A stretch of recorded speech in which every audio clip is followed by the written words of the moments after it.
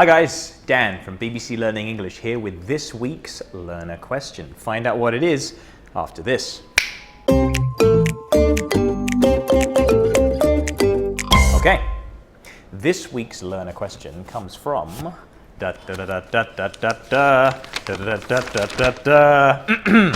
Omar from Somalia, who asks, how can I use the word owe when I lend someone some money?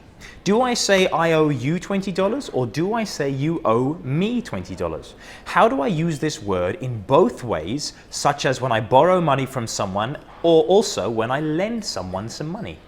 Wow, Omar, that's one heck of a question. Let's see if we can answer it for you, okay? So, if you borrow something, you take it from somebody for a limited time. The preposition is from. For example, I borrowed £5 from my brother. Or, many of his ideas are borrowed from other sources.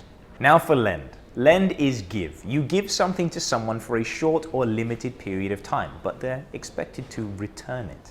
It has two objects. You lend something to someone, or you lend somebody something. For example, my brother lent £5 to me. That's verb, direct object, and indirect object. Notice the preposition to. £5 to me. Or, my brother lent me £5. That's verb, indirect object, and direct object. No preposition. Money is lent by banks to people. Now for owe. Owe is what must be returned. It results from the borrowing or lending. It can also have two objects. So you owe somebody something or you owe something to somebody.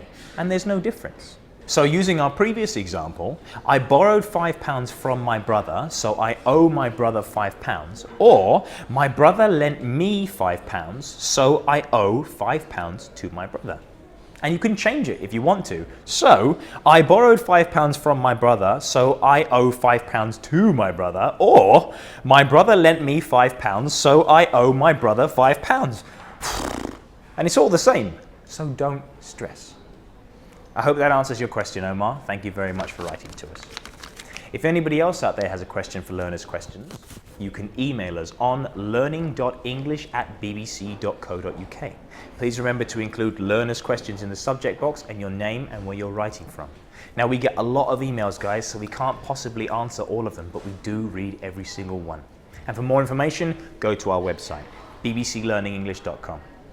That's it for this week's Learners Questions. I'll see you next time. Bye.